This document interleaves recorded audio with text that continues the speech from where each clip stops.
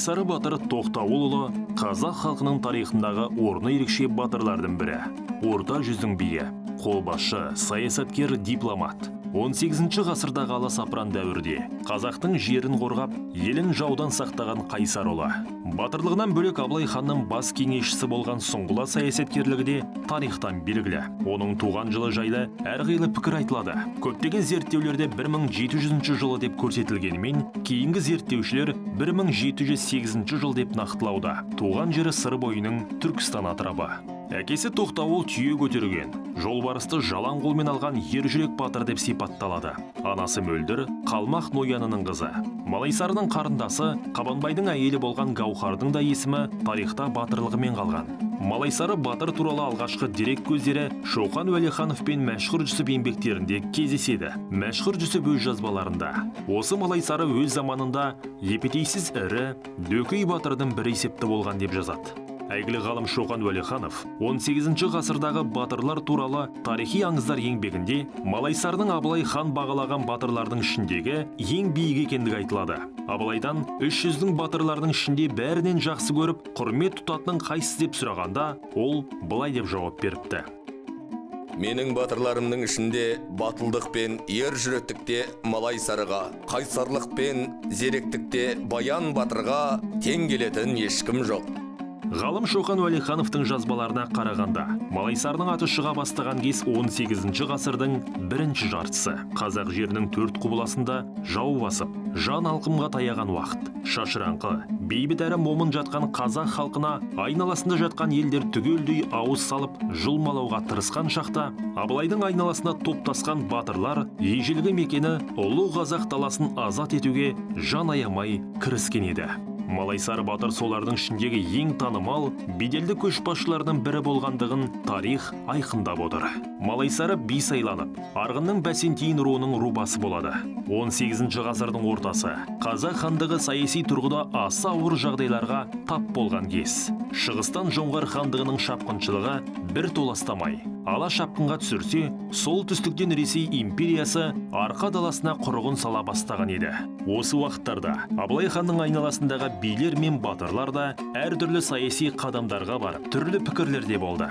Зерттеулерге қарағанда Малайсары батыр Ресей империясымен бірлесу ұстанымына қарсы болған. Керісінше, жоңғар мемлекетімен қарым-қатынасты күшейтуге көп күш салып, тіпті оған қол да жеткізген. Сондықтан бейбіт бітім мен шебер дипломатиясы үшін жоңғар қоңтайшысы Қалдан Серен Тархан атағын береді. Алайда 1745 жылы қоңтайшы Қалдан Серен қайтыс болғаннан кейін бұл елде үлкен бұлғақ басталады. Қоңтайшылық орынға талас туып, өзара соғысқа түседі. Абылай хан Бөгенбай батыр, Малайсары батыр сияқты сол кездегі ел алдындағы тұлғалар бұл жағдайды барынша қазақ халқының пайдасына шешуге ұмтылды. Абылай хан, Бөгенбай батыры, Жәпек батыры, Ералы сұлтан, Төле би бастаған топ қазақ хандығынан пана сұрап келген Әмірсана мен Давачиді ұстап бермеуге бекиді. Ал Әбілмәмбет хан мен Малайсары батыр бұл екеуін ұстап беріп, жоңғар хандығында тыныштық орнатуға ұмтылады. Өйткені бұл екеуінің кесірінен болып, екі ел арасында тағы да соғыс тууы мүмкін еді.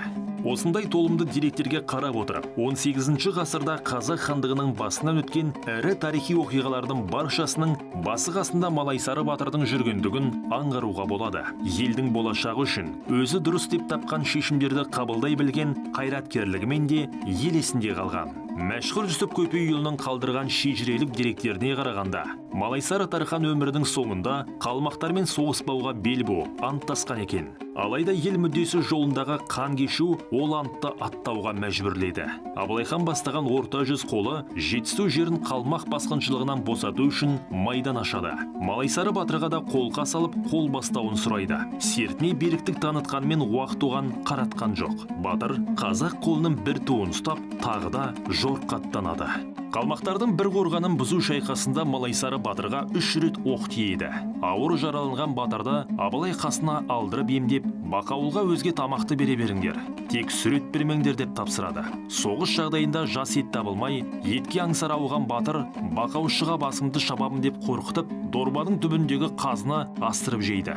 Абылай келсе батырдың түсі бұзылып жатыр екен. Ет берген екенсіңдер ғой. Жалғыз ақ үміт ішегінің бүтіндік еді деп қамығып тыған. Сонда Малайсары батыр: Әзірейіл шіркін қайда жүр деушем, ала қоржынның түбінде жатқан екен ғой. Сөйтіп амалын тауып алмаса біздей батырға бетпе-бет келуге жүрегі дауаламайды екен ғой депті.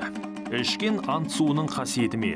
Әлде тағдырдың жазғаны солай болды ма? Малайсары батыр 1754 жылы көз жұмып, қазіргі Алматы облысындағы Сарыөзек таласында жерленеді. Қазір сол өңірдегі Алтын Емел тауының бір жотасы Малайсары атымен аталған. Батыр көзі тірісінде ол жақтағы елдің жоғын жоқтап, намысын қорғап бірнеше мәрте қол бастап барған. Төнген талай нәубетті найзасымен түріп, қара бұлтты сейілтеді. Қазақ хандығы тәуелсіздігі мен тұтастығы жолында жан аямай күрескен қаһарман ұл әрі қайраткер тұлға Малайсары Тоқтауылұлының есімі тарих пен қатар қазақ әдебиетінде де жиі айтылады. Жамбыл Артықбаевтың Малайсары Тархан тарихи драмасы облыстық театр сахнасында 2004 жылдан бері қойылып келеді. Павлодар қаласына ескерткіш орнатылып, көше атауы берілді.